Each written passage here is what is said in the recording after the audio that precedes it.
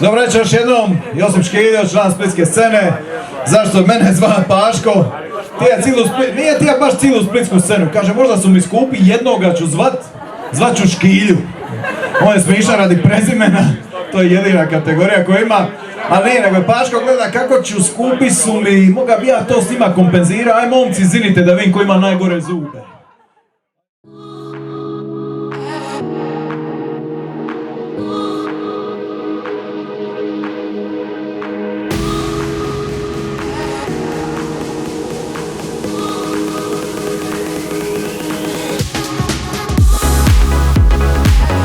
Matthew B je tu zadužen, možda aplauz za našeg DJ-a ovdje.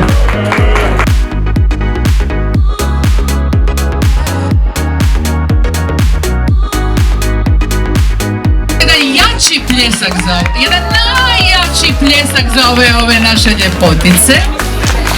Talent Studio M. Ova... Snimaj!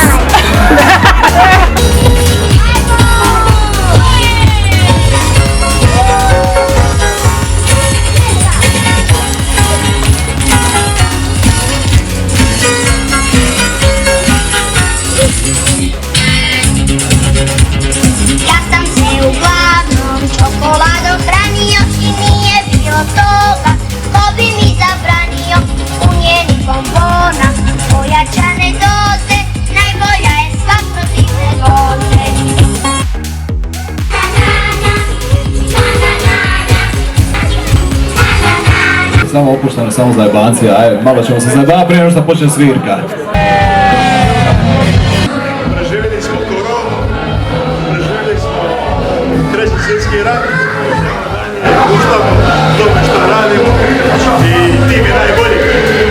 Vrlo jednostavno. Znači, specijalna cigara za tebe za večeras. I kako kreće Cigar Experience? Cigar Experience kreće sa rezanjem, to je taj najbitniji ritual.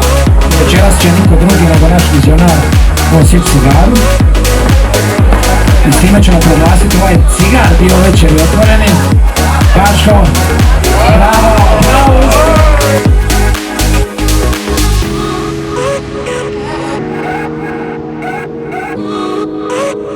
Priča je išla ta da je gospođa Lucija poslala slike od svog supruga kroz njihov život.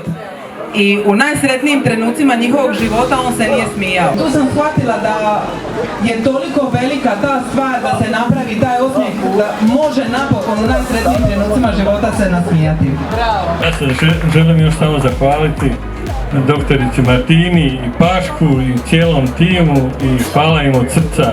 Veselili su me do kraja života. A di je prskalica?